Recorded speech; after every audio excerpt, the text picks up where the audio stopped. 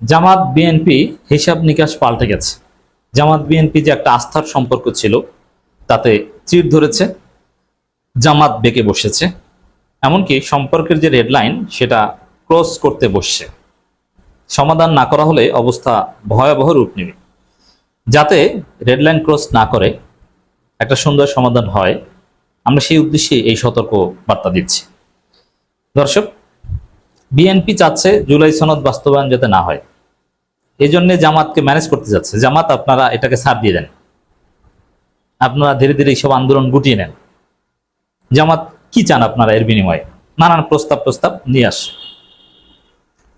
কিন্তু জামাত যে ভাষায় কথা বলছে, বিএনপিকে যে ভাষায় আঘাত করছে এবং যেভাবে হুমকি ধামকি দিচ্ছে, তাতে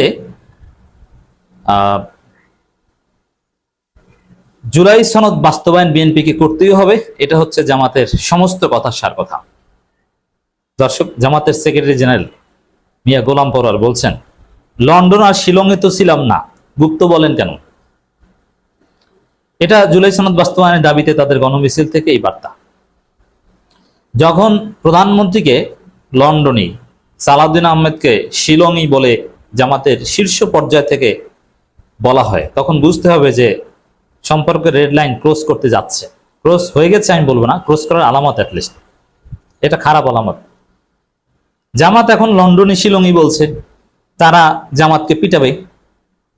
যেমন নাসিরউদ্দিন পাটোয়ারি প্রধানমন্ত্রীর বিরুদ্ধে সমালোচনা করেন, এই কারণে নাসিরউদ্দিন পাটোয়ারিকে যেখানে পায় সেখানেই মারে। বগুড়ায় অবাঞ্ছিত ছাত্রদলের কাছে, নারায়ণগঞ্জে অবাঞ্ছিত, 2 দিন পর বলবে যে ঢাকায় অবাঞ্ছিত, এবং যেখানে নাসিরউদ্দিন পাটোয়ারিকে পাওয়া যাবে সেখানে মারার ঘোষণা দিয়েছে বিএনপি ছাত্রদল। কেন? অভিযোগ একটাই, যে প্রধানমন্ত্রী সমালোচনা করে কেন? বিএনপি কর্মী রাশেদ খানের সাথে নাসিরউদ্দিন পাটোয়ারির যে কথোপকথন, সেখানে রাশেদ খানও কিন্তু দাবি করেছে যে প্রধানমন্ত্রী সহ মন্ত্রীদের বিরুদ্ধে বলতে পারবে না। এর মানে বিএনপির মধ্যে গণতন্ত্র নাই, বলা যাবে না। এখন নাসিরউদ্দিন পাটোয়ারি প্রধানমন্ত্রী সমালোচনা করায় যদি তাকে মারার ঘোষণা, তাকে অবঞ্চিত করার ঘোষণা দিতে পারে, তাহলে দর্শক, গোলাম পরোয়ার যখন প্রধানমন্ত্রীকে লন্ডনে অনেকটা পালাতক টাইপের, শিলংয়ে এটাকে কটূক্তি করেন, কটাক্ষ করেন, তাহলে দিন শেষে জামাতকেও মার দেওয়ার বিএনপি শুরু করতে পারে। এই জন্য বলছি যে এটা রেড লাইন ক্রস করার একটা আলামত। এটা ভালো কোনো লক্ষণ নয়। যদি জুলাই সনদ প্রশ্নে বিএনপির আগ্রহ জামাত বিশ্বাস করতো যে না, জুলাই সনদ বিএনপি বাস্তবায়ন করবে, ঘুরিয়ে পেঁচিয়ে হলো, জল ঘোলা করে হলো, যেমন রাষ্ট্রপতিকে বিএনপি লাথি দিয়ে সরিয়ে দিয়েছে, এখন সেটা যেভাবেই হোক না কেন, জল ঘোলা করে হলো দিয়েছে, এভাবেও যদি জুলাই সনদ গণভোটের রায় মানে জামাত খুশি।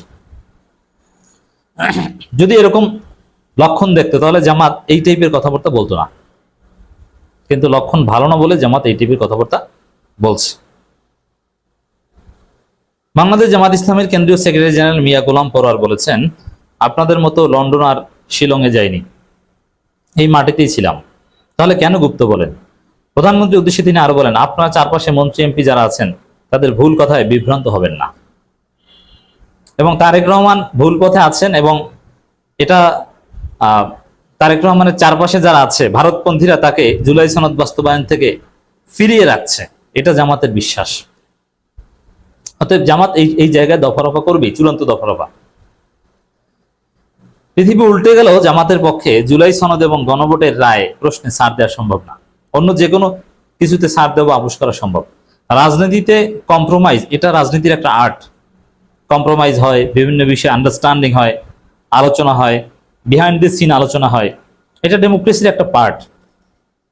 কিন্তু জুলাই সনদ এবং গণভোটের রায় নিয়ে জামাতের সাথে কোনো কম্প্রোমাইজ এবং আন্ডারস্ট্যান্ডিং সম্ভব না। সম্ভব না বলেই জামাত এই লন্ডনই, শিলংই এইসব আলাপ সামনে আনছে। এটা সরকারের বিরুদ্ধে জামাতের চূড়ান্ত অবস্থানের একটা প্রমাণ। আগামী 28 অক্টোবর পর্যন্ত জামাত অপেক্ষা করবে। এর মধ্যে যদি কোনো সমাধান না হয় তাহলে জামাত হরতাল অবরোধের মতো কর্মসূচিতে যেতে পারে, যথেষ্ট সম্ভাবনা রয়েছে। রাজধানী মহাখালীতে ঢাকা মহানগর উত্তর জামাত আয়োজিত বিশাল বিক্ষোভ সমাবেশে প্রধান অতিথির বক্তব্যে তিনি এসব কথা বলেন। কলেরা হাসপাতালের সামনে আয়োজিত বিক্ষোভ সমাবেশে গণভোটের গণরায় বাস্তবায়ন ও জুলাই গণঅভ্যুত্থানের গণহত্যা জড়িতদের দ্রুত বিচারের দাবি জানানো হয়। জামাত তার গণমিছিলে যে পরিমাণ লোক হাজির করতে পেরেছে, বিএনপি এই পরিমাণ লোক হাজির করতে পারবে না। এই জন্যে বিএনপির সাংগঠনিক গতিশীলতা বাড়ানোর জন্য এখন তারেক রহমান নিজেই সময় দিচ্ছেন এবং তিনি বলছেন উদ্বিগ্ন হয়ে যে সরকার এবং দল যেন মিলেমিশে একাকার হয়ে না যায়, এবং সরকার দল মিলেমিশে একাকার হয়ে গেলে দলের আলাদা শক্তি থাকে না। এবং আমি যেটা দাবি করছি যে জামাতের যে এই মুহূর্তে সাংগঠনিক শক্তি, তারা যে পরিমাণ জনশক্তি উপস্থিত করতে পারবে, যে পরিমাণ লোকবল নিয়ে একটা সমাবেশ করতে পারবে, গণমিছিল করতে পারবে, বিএনপি অত বড় গণমিছিল করতে পারবে না, কারণ তারা তো ক্ষমতার ভাগাভাগি হালুয়া রুটি নিয়ে ব্যস্ত। মিয়া গোলাম পরোয়ার বলেন, জুলাই অভ্যুত্থানের অন্যতম সুবিধাভোগী হলেও বিএনপি এখন সেই অভ্যুত্থানের চেতনা থেকে সরে এসেছে।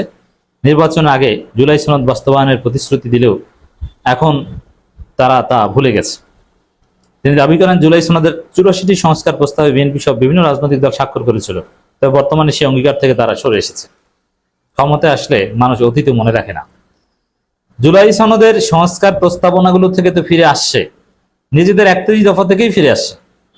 31 দফার বাইরেও বিএনপির যে একদম ক্লিয়ার ঘোষণা, ওপেন ঘোষণা যে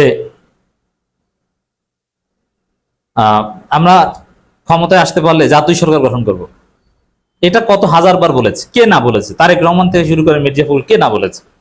আচ্ছা বলেন তো, তাদের জাতীয় সরকার কোথায়? এর মানে ক্ষমতায় আসার আগে জাতীয় সরকার কত কিছু বলেছে, এখন ক্ষমতায় যেই আসতে পেরেছে এখন ওগুলো ভুলে গেছে।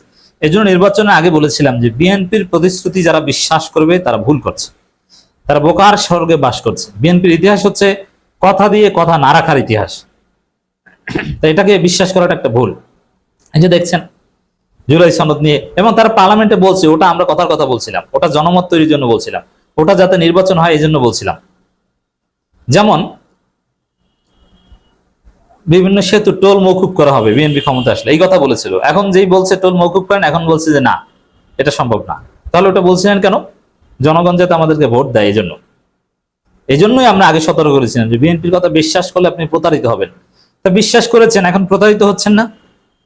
এখন আপনার জুলাই সনদ কোথায়? আপনি বিএনপিকে ভোট দিয়েছিলেন, গণভোটে হাও দিয়েছিলেন, আপনার হা আছে? আপনার হা ভোট তো বিএনপি খেয়ে দিচ্ছে। বিএনপি সমালোচনা করে জামাতের সেক্রেটারি জেনারেল বলেন, আইন সংশোধনের মাধ্যমে রিফর্ম আওয়ামী লীগ নামে ফ্যাসিবাদের পুনর্বাসনের চেষ্টা চলছে। তিনি অভিযোগ করেন, ক্ষমতাসীনরা জুলাইয়ের চেতনাকে ভুলে গেছে এবং প্রশাসনের বিভিন্ন স্তরে দলীয় লোকজন নিয়োগ দিচ্ছে। মিয়া গোলাম পরোয়ার বলেন, জুলাই অভ্যুত্থানের অন্যতম সুবিধাভোগী হলেও বিএনপি এখন সেই অভ্যুত্থানের চেতনা থেকে সরে এসেছে। নির্বাচনের আগে জুলাই সনদ বাস্তবায়নের প্রতিশ্রুতি দিলেও এখন তারা তা ভুলে গেছে। এইটি বিএনপির ইতিহাস। তারা অতীতের গণঅভ্যুত্থানগুলোর সুবিধাভোগী, কিন্তু গণঅভ্যুত্থানের চেতনা থেকে তারা নিজেরাই দূরে সরে গিয়েছিল, এখনো দূরে সরে গেছে।